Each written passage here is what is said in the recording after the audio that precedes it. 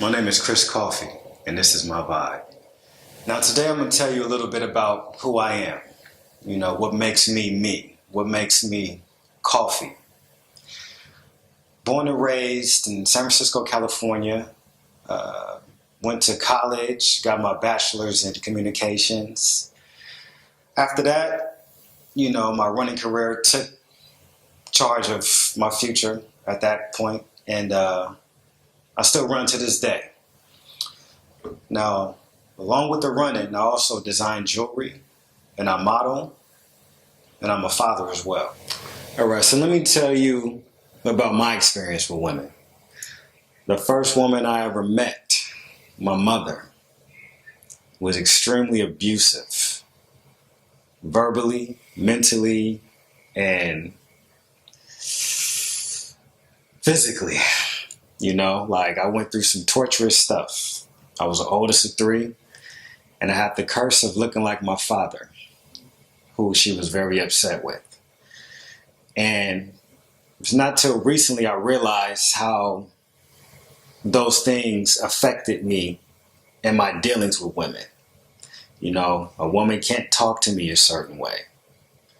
A woman can't give me too much affection, or it'll make me feel weird, stuff like that. And I just realized that it all roots from the childhood, because I always knew that, I wasn't really affectionate with women like that. But I didn't care when I was younger. I was just like, I can get 10,000 women if I want, so who cares? But where I'm at now, I'm questioning certain things because I want to be the best man I can be. So going back to my mom, that created a lot of issues with women. So I basically would spread myself so thin, meaning I would deal with so many women that I couldn't feel anything. I had so many women that if one hurt me, it didn't really hurt because I was so spread out, and that was like a defense mechanism.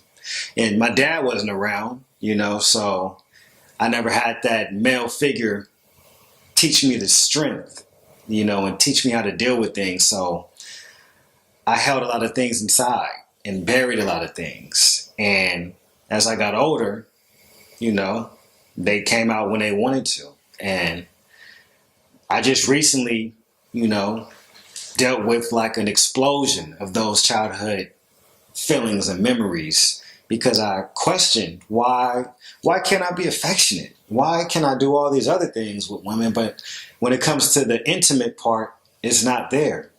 And that's when my aunt, my mom's sister, opened the floodgates, and all those memories and feelings came back. Feelings that I forgot, memories that I didn't even know were there. And all of that basically started this new phase of life. And like I'll say over and over, I always want to be the best man I can be. And to be the best man you want to be or can be, you have to be honest with yourself. And you have to open doors that you don't want to open. So though I love women, I have a bad history with women. Nothing like, being abusive to women, nothing like that. But it's just your childhood shapes your future adulthood. And if you've gone through a traumatic childhood, you have to answer those questions so you can free yourself and move on to who you're supposed to be. Because these things have been hindering my life for 30 plus years. And I'm just at a place where I can't let them stop me anymore. I'm a father of two, and I love being a father. And I would never do those things to my children that were done to me. Not just because my mom did them to me, because that's not in my heart. And if I have issues, it's up to me to fix those issues, not take them out on my children, like what was done to me. So you just have to free yourself. And that's where I'm at. And that's why I'm speaking. And that's why I'm sharing my story, because I know tons of people have had traumatic childhoods. They may not have been the same circumstances as mine, but they affect you. And if you care enough about yourself and the people around you, you'll do something about it. Because just because you were hurt, that doesn't mean that the people around you aren't being hurt because of your pain. So you have to address it. Now, before I got to where I am today, life slapped me a few times. And I learned that if you don't stay on top of your stuff, you can be at the bottom anytime. I'm very happy with where I am today, but it took a lot to get here. I went from sprinting to a torn hamstring to sleeping in my car in a matter of months. And it was the worst time of my life. But I have to say that if I didn't go through that, I would definitely not be the man I am today. Now, who are you? I'm a man's man. What does that mean? Well, to me, a man's man is someone who is responsible, someone who puts family first, someone who doesn't make excuses and gets the job done. Because no matter what anyone says, a man's word is all he has. And I can say that, before that experience, being homeless, sleeping in my vehicle, I wasn't a man. I knew how to act like one. I knew how to go to school. I knew how to talk to women. But when things went left, everybody else was the reason, never me. Well, what do you mean went left? Like what? Elaborate. I didn't have a backup plan. When you are born, your family takes care of you. You go to elementary school. Then you go to middle school. Then you go to high school. Then college. And after college, it's basically all up to you. And for me, I had track still, I went pro and everything was laid out, so I thought. But I never thought about injuries, what would happen if, and the if happened. So after a couple months of training, I tore my hamstring and I basically lost everything, and I learned that your dream is your dream and nobody's going to be responsible for it or really care what's going on. And I went through that stuff alone. And it showed me that the world it doesn't care. And I mean, it's not supposed to, you're supposed to be your own person and do what you need to do. But it definitely woke me up in the right way. I was headed down the wrong road mentally. And what I mean by that is when things happen that you don't plan for, that's what I mean go left. If you blame everybody else, you don't learn the lesson in it. And that's where I was going. Everything that went wrong, it was somebody else's fault, never mine. And I woke up quick from that. I see sometimes you be posting things and you be giving advice to guys when they're dealing with women. Mm-hmm. What are you saying these things because of personal experience, or you just philosophizing, or why do you feel like you can give advice to guys when they're dealing with women, in as far as their relationships or just women in general, how they treat a man, or they walking around here dressed like a certain way and stuff like that. You want to elaborate on that a little bit for me? Yeah. Well, it's a little bit of both. Some from philosophy and some from personal experience. Now me, I'm straight up. Like, I've had women all my life. I've seen a lot, did a lot. And with that, if you're paying attention, you learn from every situation. And again, like I said, when things go wrong or not the way you expected them to go, you can't always blame another person. Because if you find that you always are in the same type of situations over and over, you're the common denominator, not them. So I feel if you can learn from someone else's mistakes and avoid bumping your head, it's my job to put that information out there, and as far as like the relationship advice, I can only speak from experience. I don't believe in regurgitating what you read or what you hear. I believe in speaking from experience because that's when people can really connect with you. You know what I mean? And, everybody has their perks and, their flaws. But as far as like women walking around looking crazy and no clothes on and all of that, it's the same as a guy approaching you with money and a nice car. This is what you use to lure in the person. But as soon as you stop using those things to lure them in, or as soon as those things aren't so attractive, the interest is gone. And the reason the interest is gone is because you used the wrong thing to lure them in. If you want somebody to be there for you, you have to use you as the bait, not the assets that you don't want them to focus on. So if a woman's out there half naked, of course you're going to get attention. We all going to look. But once that's boring, or once we're tired of it, bye. And you can't get mad at the guy for that. And before I go to the next subject, I just want to tell all the women out there that I've ever hurt, I'm sincerely sorry. How many was it? I mean, I don't know. Like, a lot of times they weren't around that long, but that still doesn't mean that they weren't hurt. So, I don't know. I wouldn't say that many, maybe 10, 20. Wow, really? I mean, you don't know how you affect people, or, how much you may mean to someone. Heartbreaker. Well, my heart was broken as a child, so what can I do? So you're taking it out on the women now? I didn't know then. I didn't know. Oh, I didn't know. I know now, and that's why I can say I'm sorry. I don't know who you are. I mean, I'm sorry. I mean it. I'm sorry. Yeah. Okay. Yeah. But to a brighter subject, track and field. I've been doing this thing for 18 years. It's another deep passion of mine. It's a very deep passion. It hurts me. It makes me feel good.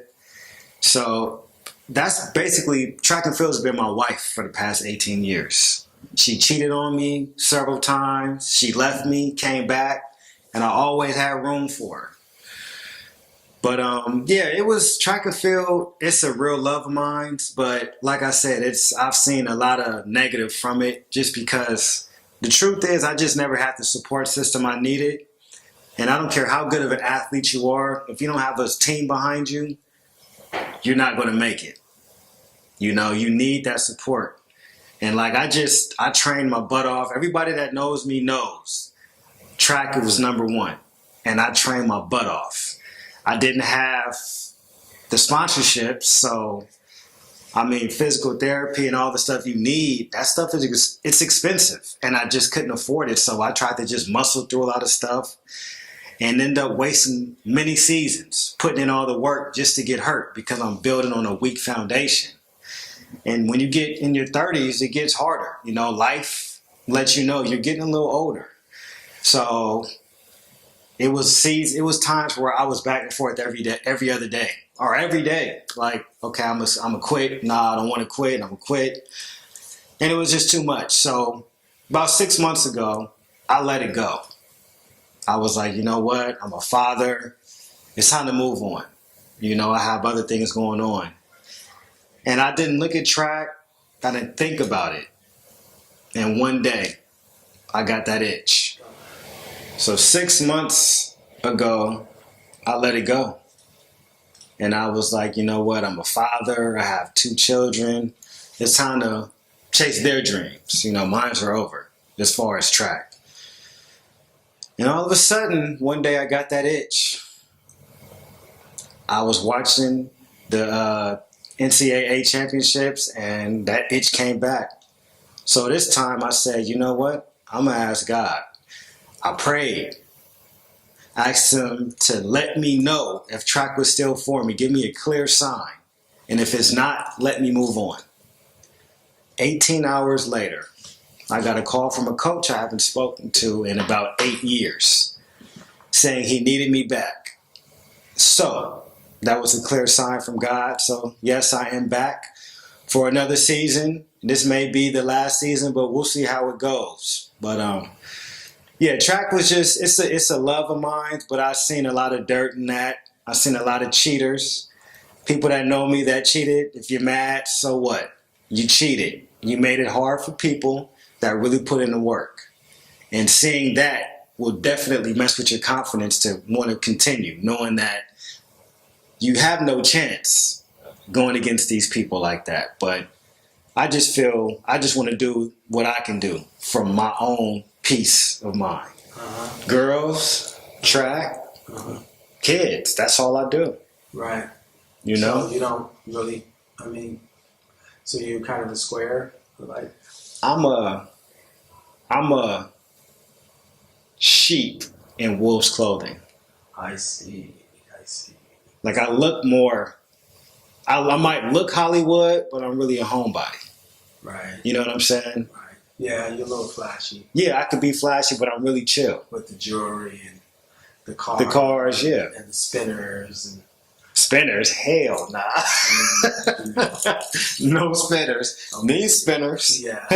Spinners. Just, But yeah, I was like, yeah, I know I'll probably confuse a lot of people, but I'm chill. If I can choose what I want to do, I'll be at home watching good movies, relaxing. Right. And you with your boys. Yeah, definitely with the kids. Definitely. Right. You know. But I have a YouTube channel, and it's going to be called Coffee Speaks. And it's going to be a mix of motivational speaking and speaking that real stuff. So it's going to be for everyone, men and women. I'm not going to be sitting there talking bad about the ladies and supporting the dudes. I'm going to get on the dudes too that's not acting like men should act. And I wasn't perfect and I'm not perfect. But I do believe in being a man and, following what you're supposed to do to be that man. A man is supposed to be a provider. He's supposed to be a protector. He's supposed to be a leader. And you can't really get upset with these women going independent because you're not doing your job. Don't get mad at them. But also, ladies, remember, you can't come in a situation and try to be the man and not allow that man to do his job. Now, if you allow him and he doesn't, pack your bags. It's time to go. But everyone has to just know their place in life and do their part. But yeah, the channel will be called Coffee Speaks. It's on YouTube. Please subscribe. I'm going to try to do a video a week. And any topics you want, just message me. And you can also follow me on Instagram. My name is Black Diamond Guy Coffee. That's BlackDiamondGuyCoffey. That's Instagram. So subscribe on YouTube and follow me on Instagram. And what's the YouTube channel going to be called? It's called Coffee Speaks. COFFEY Speaks. Okay. Any final things? Forgive for yourself. Love for yourself. And just try to find peace. Stop chasing that fake stuff. Stop chasing Instagram fame. Stop trying to be somebody you can't really be. And when you say you keeping it 100, keep it 100. Because a lot of y'all giving it 50. You guys will tell the good stuff, but leave out the bad. That's keeping it 50. So if you do that, I think you'll have better results.